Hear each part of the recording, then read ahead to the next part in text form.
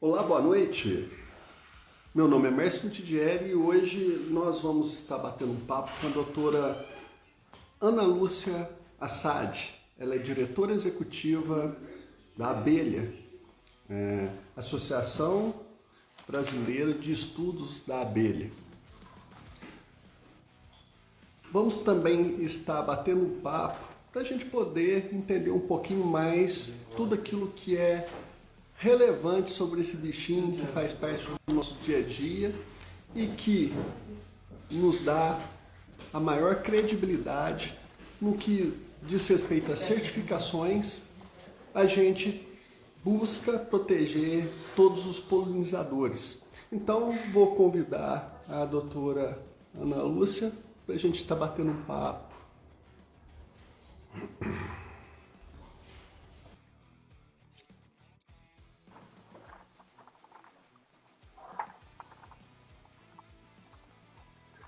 Boa noite, doutora. Tudo Oi, bem? boa noite, tudo bom? Como é que vai? Nesse momento aqui, onde a gente vai estar batendo um pouco e aprendendo mais sobre as abelhas, né? E que é tão importante para a gente trabalha com certificações no Brasil inteiro, né? E que a grande parte das certificações exigem nos seus critérios o cuidado com os polinizadores, né? Então foi aí o motivo da gente estar aqui hoje batendo um papo com a senhora e que espero que a gente possa levar um pouco de conhecimento para todos os nossos seguidores, né? Então eu gostaria que a senhora começasse a falar um pouquinho sobre quem é a doutora Ana Lúcia, a sua história, como que isso aconteceu, a abelha como um todo. Agora eu passo para a senhora. Quem é a doutora Ana Lúcia? Essa é uma pergunta, hein? Você está ouvindo bem? Antes de mais nada, boa noite, tudo bom? Tá tudo certinho. Então tá bom. Vou falar um pouquinho, então, quem é essa figura aqui que conversa com você? E boa noite a todos que estão nos acompanhando.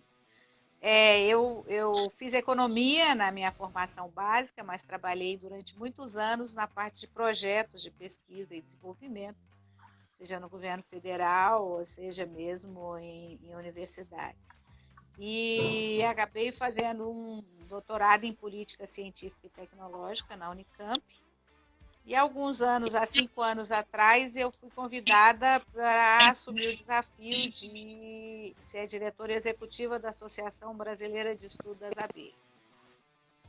Confesso que eu não sabia onde eu estava me metendo, que era um mundo tão bonito e tão desafiador esse dos polinizadores. Eu tinha muito pouco conhecimento, eu trabalhava muito com biotecnologia, grandes projetos.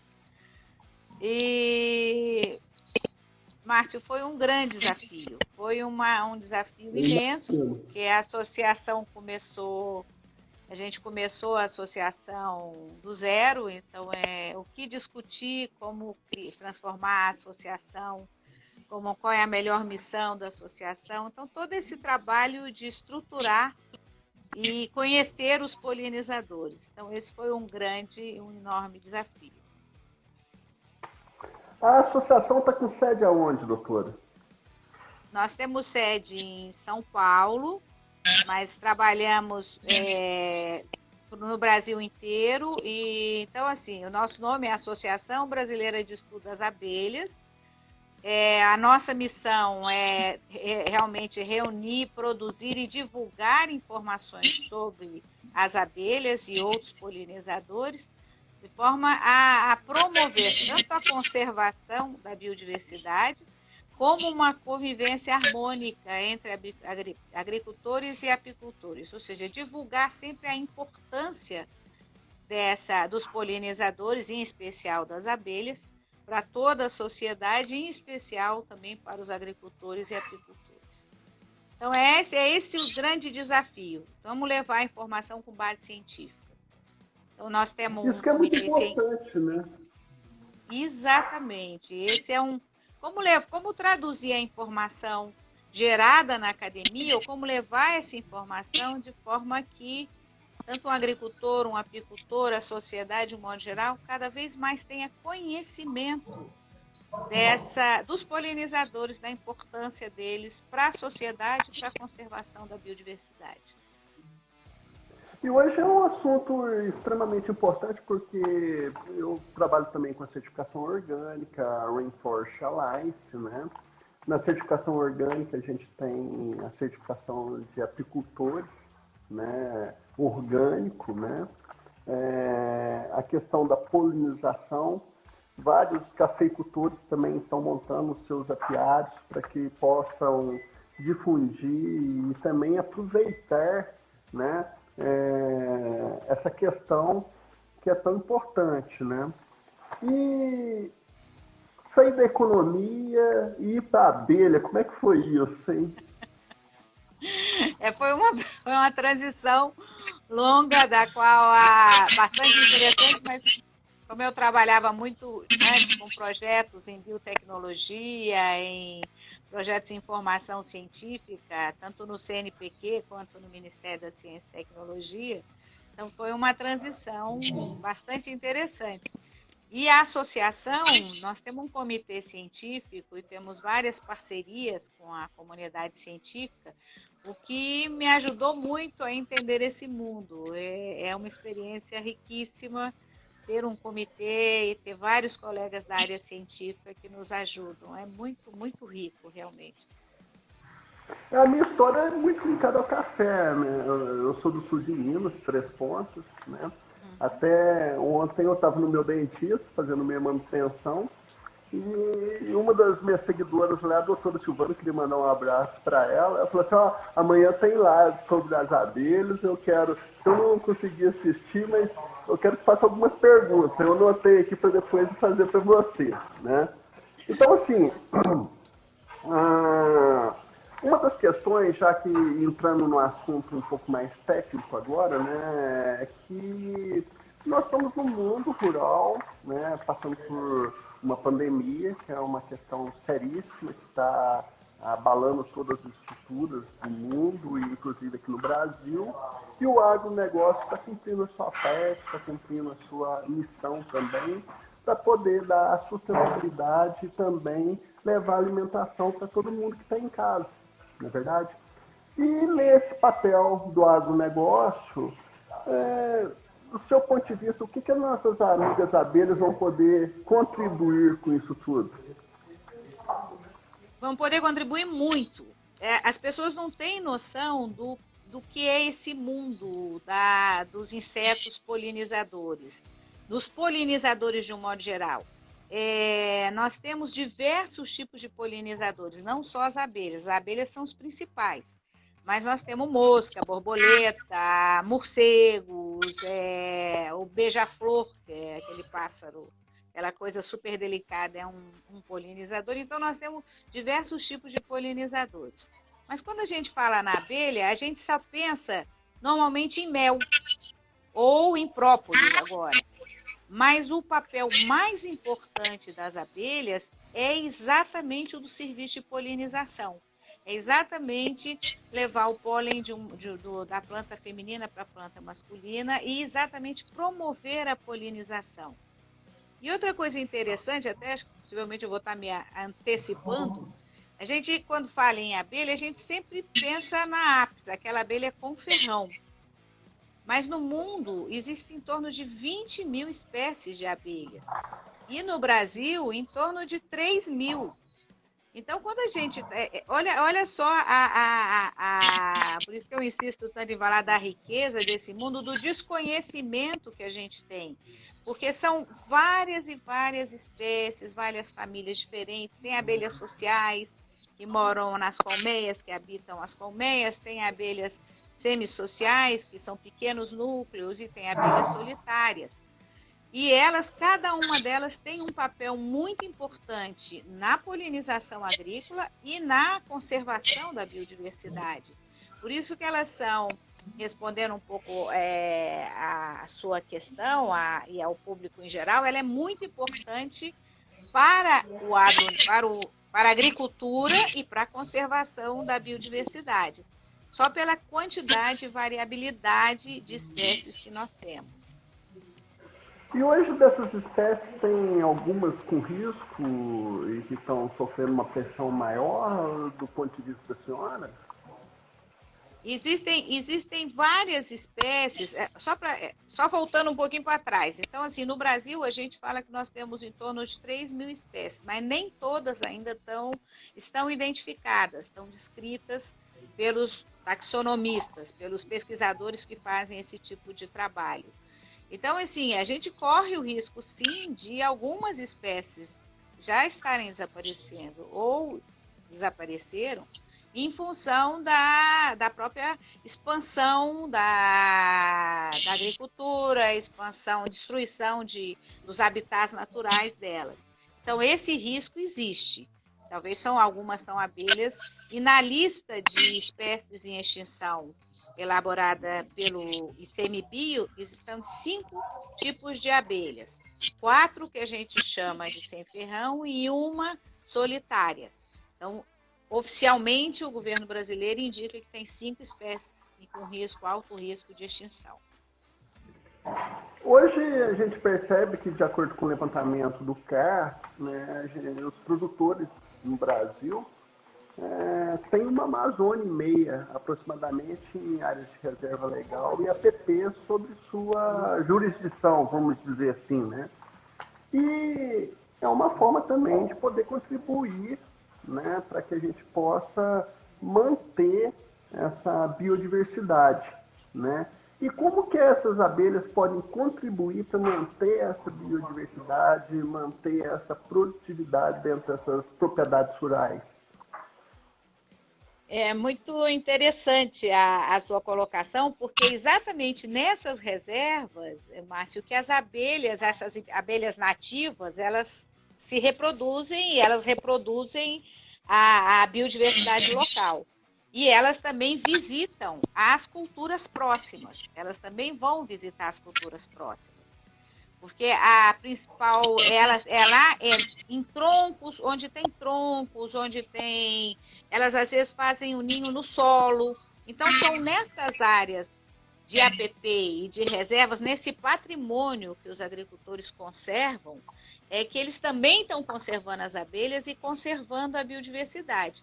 E, ao mesmo tempo, elas também contribuem ao visitarem as plantações e as culturas em volta, aumentando a polinização, dependendo da cultura, lógico, não é qualquer cultura, mas dependendo da cultura, ela aumenta muitas vezes e traz benefícios muito grandes ao agricultor. Então, é um ganha-ganha. Eu sempre gosto de usar esse exemplo, porque é um ganha para as abelhas ao ter essas áreas conservadas e elas estarem sendo conservadas, e é um ganha-ganha para o agricultor e para o apicultor, que muitas vezes coloca, ou o meliponicultor, que é o que cria abelhas sem ferrões, quando ele coloca também abelhas nessas áreas. Vamos levar um pouquinho de prática, né, para o agricultor, aquele que está nos ouvindo, né? Igual a Ilda está nos falando aí que na propriedade dela tem muitas abelhas, né, nas APPs e IRLs. Parabéns, Ilda. Eu acho que é esse o caminho mesmo. Eu acho que por onde eu passo, eu também sou técnico em cafeicultura e meio ambiente, e a gente tenta passar algumas informações que são relevantes, né? Então, tipo, se tiver que usar um agroquímico, né, que veja o melhor horário do dia, que não seja o momento que elas estejam transitando, mantenha um espaço entre a área de produção e as RLs e APPs, né? Minimizar a questão da aplicação nas épocas de florada, que normalmente, por exemplo, na cultura do café ninguém pulveriza nada, porque senão vai derrubar tudo, né? Não vai ter produção de café, né? Mas, por exemplo, na florada do capim, nas culturas intercalares, né? Evitar fazer as aplicações nessas épocas de florada, onde há um maior trânsito de polinizadores, não é mesmo, doutora? Exatamente, as instruções que você está passando são corretíssimas. Evitar aplicar em épocas de florada, só citando o caso do café, a florada do café é muito curta. Então, já tem estudos mostrando feitos pela professora Blandina, pelo Cristiano Menezes e pela própria Agrobi, mostrando o aumento da produtividade nos grãos de café com a presença de abelhas, sejam nativas ou apis mellifera. Então, isso, ao não se aplicar na época de floração, você está também contribuindo para aumentar a produtividade. Ao fazer um manejo adequado, um manejo agrícola adequado, e mesmo o manejo agrícola, o manejo apícola também adequado, alimentando as abelhas em época de baixa estação, tudo isso contribui para a agricultura e para a melhoria da apicultura também. Eu vejo muito por onde a gente passa, principalmente em propriedades que são orgânicas, né? Um carinho especial pelos apicultores, né? Eu noto que eles procuram também abrir suas áreas de APPs e IRLs para que eles coloquem suas colmeias lá, né? Não vai ter tanto risco para elas, então eles vejam que há uma conectividade, né? Que é muito importante de uma propriedade que é produtora, né, de alimentos e também com o extrativismo ou até mesmo com a produção de mel ou de própolis, né, que é a moda, é isso tudo que a gente vê acontecendo por aí, né? Mas e aí a gente dá entrada nesse próximo tópico nosso, né, que é a questão assim, como aliar o apicultor com o produtor. A senhora tem algumas experiências que pode estar passando para a gente, que servir de exemplo para o nosso público, né? Que às vezes o cara ele tem uma propriedade, ele quer ter essa parceria, mas não sabe como começar, né? Eu acho que o mais importante é a promoção desse diálogo. Tanto o apicultor como o agricultor, ou o meliponicultor, o que cria abelhas sem ferrão, eles têm que sempre olhar que é um ganha-ganha para os dois. Todos os dois só tendem a ganhar. Então, esse diálogo é muito importante ser construído. Então, é muito importante que o agricultor saiba que tem apicultor, que o apicultor está lá, ele está com comércio de abelhas nativas. É muito importante, porque aí quando ele for aplicar, ou quando ele for fazer uso do defensivo, por necessidade ou por práticas agrícolas, ele avise ao agricultor e esse diálogo seja construtivo. No momento em que se adotam esses tipos de práticas, isso tem ocorrido em algumas regiões, em alguns locais em que esse diálogo é construído, é um ganha-ganha para os dois. Mesmo em cultura que fala assim, não, a soja não é beneficiada com as abelhas. Estudos têm mostrado que há sim um benefício, que há aumento da qualidade do grão, aumento de produtividade, mesmo que pequeno, mas há um ganho. E o mesmo agora, tem algumas culturas em que esse diálogo na verdade o diálogo é essencial em qualquer cultura, mas algumas culturas elas são dependentes dos polinizadores. Sem polinizadores não vamos ter algumas culturas. Então, é por isso que é muito importante esse diálogo. O agricultor saber que tem apicultor ou meliponicultor nas suas áreas, nos seus APPs, e, da mesma forma, promover boas práticas agrícolas e promover boas práticas também apícolas. Ou retirar as colmeias em época de aplicação, ou mudar, ou avisar que está entrando, e outras promoções de diálogo. Eu acho que é sempre melhor, né, essa parceria, né? Então, existem associações de apicultores, que os produtores interessados em ter colmeias nas suas propriedades, e a gente vê também que acaba gerando um valor agregado, né? Porque tanto a Europa, Japão, Estados Unidos, tem várias, vamos dizer assim, públicos direcionados que estão de olho, falando assim, olha, aquela propriedade ali, ela ajuda a preservar as abelhas. Isso acaba gerando um marketing positivo para isso.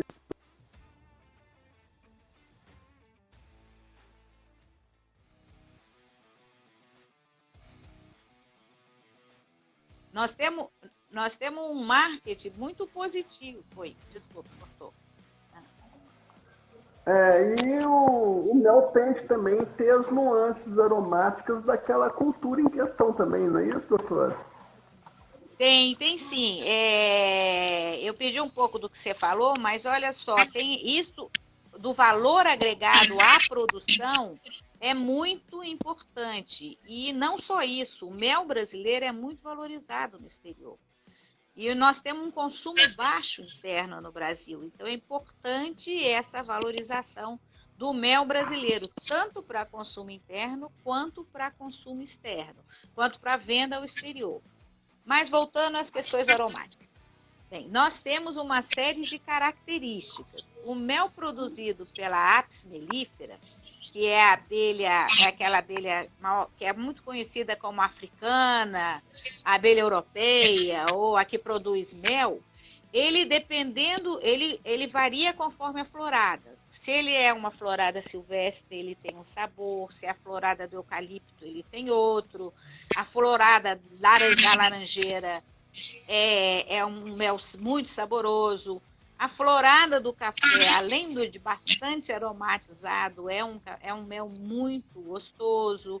Então, nós temos diferentes floradas que vão dando características, seja aromáticas, sejam de sabores, ao mel das Apis mellifera, o mel da abelha africana ou europeia. Quando a gente fala das nativas, nós também temos uma variabilidade enorme de méis e características de méis, com gostos, formas, sabores muito diferenciados. Eu achei interessante, até eu estou aqui com um produto que ele é certificado, é o Café Tiaque orgânico. Ele é certificado Rainforest Alliance e orgânico, tá certo? E inclusive lá tem criação de abelhas, tá certo? E que a gente percebe essa convivência com o produtor. E eu estava falando anteriormente que o marketing, muitos produtores deixam de fazer o marketing, né? E que ele pode ter um marketing salutar linkado à sua marca, tanto no Brasil como no exterior, ele podendo produzir, ser consciente e ainda estar linkado à imagem de um polinizador tão importante que é as abelhas, né? E também produzir o... Não, com certeza, aqui, que ele pode...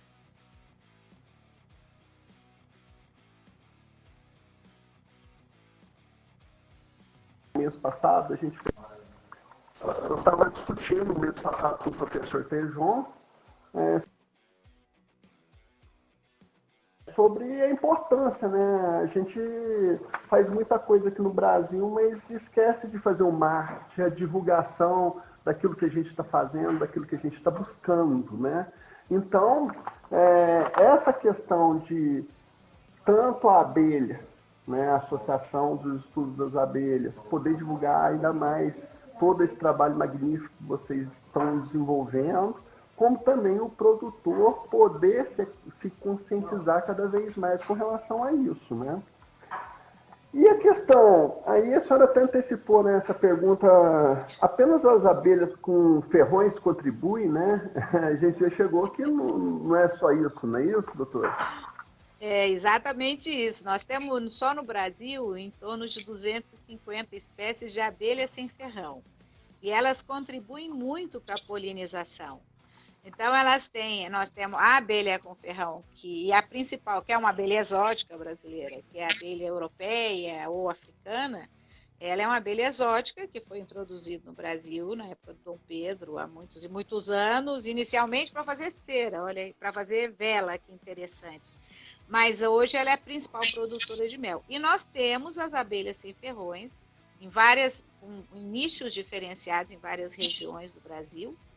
Algumas tem no Brasil inteiro e elas são muito importantes na polinização seja na polinização